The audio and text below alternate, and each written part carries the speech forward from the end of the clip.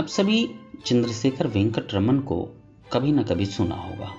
भारत ही नहीं, संपूर्ण एशिया में भौतिक विज्ञान के क्षेत्र में नोबेल पुरस्कार प्राप्त करने वाले प्रथम भारतीय चंद्रशेखर वेंकट रमन, जिन्हें प्रकाश संबंधी खोज के लिए इस पुरस्कार से नवाजा गया था। रमन प्रभाव या रमन इफेक्ट के नाम से प्राप्त नोबेल पुरस्कार ने प्रकाश संकीर्णन संबंधी अद्भुत खोज से विश्व को चमत्कृत सा कर दिया था।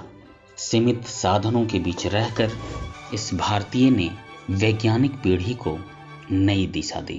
सीवी रमन का जन्म 7 नवंबर 1888 को दक्षिण भारत के तिरुचिरापल्ली के पास छोटे से गांव में एक तमिल ब्राह्मण शिक्षित परिवार में हुआ था। उनके पिता चंद्रशेखर अय्यर भौतिक विज्ञान एवं गणित शास्त्र के प्रकांड ज्ञाता थे, जो विशाखापत्तनम में कॉलेज प्रोफेसर के पद पर पदस्थ थे। उनकी माता पार्वती अमल थी। उनका परिवार संगीत में काफी रुचि रखता था। सीवी रमन ने घर पर ही रहकर विज्ञान, संस्कृत, संगीत आदि का ज्ञान प्राप्त किया था। रमन अपनी कक्षा में हमेशा अव्वल आते थे। उनके पिता ने उन्हें विशेष रूप से अंग्रेजी सिखाई थी।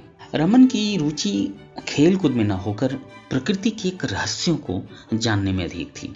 12 वर्ष की आयु में स्नातक की पढ़ाई हेतु प्रेसिडेंसी कॉलेज में चले गए। 1905 में बीए प्रथम श्रेणी स्वर्ण पदक के साथ और एमए भौतिक शास्त्र के एक विषय के रूप में प्रथम श्रेणी में उत्तीर्ण किया। इसी वर्ष भारतीय वित्त विभाग की परीक्षा में प्रथम आकर सहायक महालेखापाल के पद पर नियुक्त हो गए। अंग्रेज इस छोटे से दिखने वाले रमन की अनूठी प्रतिभा से अभिभूत थे। इसी वर्ष उनका विवाह कृष्ण अय्यर के पुत्री लोक सुंदरी से हुआ। रमन ने सरकारी नौकरी करते हुए अपनी विज्ञान साधना नहीं छोड़ी थी। कलकत्ता स्थित वैज्ञानिक अध्ययन के लिए भारतीयों के लिए बनाई गई परिषद के अवैतनिक सचिव अमृत लाला सरकार से मिले और प्रदर्शनी में पड़े हुए बेकार उपकरणों को प्रयोग में लाने की इच्छा जाहिर की। अब उन्होंने सरकारी नौकरी से त्याग पत्र देकर रंगून चले गए। फिर 1910 में पिता के देहांत के पश्चात वे प्रेसिडेंसी कॉलेज की प्रयोगशाला में कार्य करते रहे। तत्पश्चात यहीं पर रहकर उन्होंने ध्वनि के कंपन और वाद्यों के सिद्धांत पर अध्ययन किया। उन्होंने भी वायलिन और सितार पर हार्मोनिक संगीत संबंधी लेख लिखे, जो लंदन में काफी प्रसिद्ध हुए। कलकत्ता विश्वविद्यालय में उनकी प्रतिभा से प्रभावित होकर उन्हें भौतिकी का प्राध्यापक नियुक्त कर दिया गया। यहाँ पर वे भारतीय विज्ञान कांग्रेस के सचिव भी नियुक्त हुए। 1919 में अमृतलाल सरकार के निधन के पश्चात रमन ने उनका कार्यभार संभालते हुए विभिन्न वस्तुओं में प्रकाश चलने का अध्ययन किया। रमन ने पाया कि प्रकाश समूह बिल्कुल सीधा नहीं चलता और उसका कुछ भाग अपना मार्ग बदलकर बिखर जाता है। भूख प्यास की चिंता किए बगैर कई घंटों तक कार्य करते रहे। अपने प्रयोग से संबंधित उपकरण जुटाने में उन्हें काफी कठिनाइयों का सामना करना पड़ा। 1921 में लंदन में उनकी मुलाकात रदरफोर्ड एवं जे थॉमसन से हुई। उनके द्वारा किए गए प्रयोग एवं परिणाम वहां की रॉयल सोसाइटी की पत्रिका में छपे थे। वापस आए और वापस आते समय जहाज यात्रा के दौरान उन्होंने जल के नीले रंग को देखकर यह अध्ययन कर डाला कि जल का नीलापन छाया के कारण नहीं, जल के रंग के कारण ही आ रहा है, जबकि इसके पूर्व के वैज्ञानिकों ने इसे आकाश की नीली छाया का होना बताया था। उन्होंने अपने गहन शोध के द्वारा यह सिद्ध कर दिखाया कि प्रकाश जब जब ऐसे माध्यम से गुजरता है जिसमें रेत के कण होते हैं, वह इधर उधर बिखर जाता है, उसकी लंबाई बदल जाती है, फलस्वरूप हमें रंग दिखाई पड़ते हैं। जब यही प्रकाश तरल पदार्थ से गुजरता है तो तीव्रता और तरंग लंबाई दोनों में कमी आ जाती है।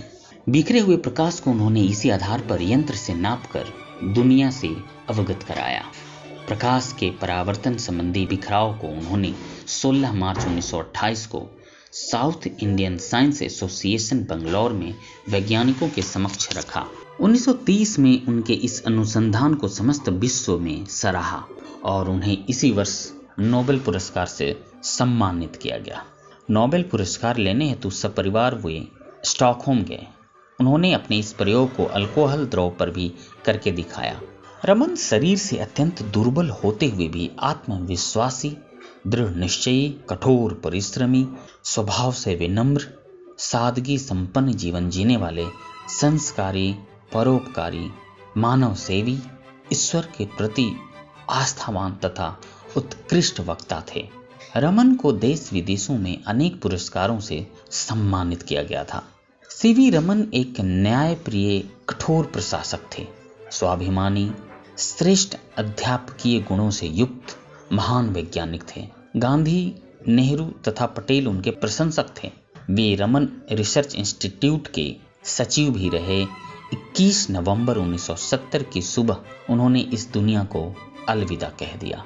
उनकी 28 फरवरी 1928 को रमन प्रभाव के नाम से प्रसिद्ध खोज के कारण आज भी पूरे भारतवर्ष में 28 फरवरी को राष्ट्रीय विज्ञान दिवस मनाया जाता है।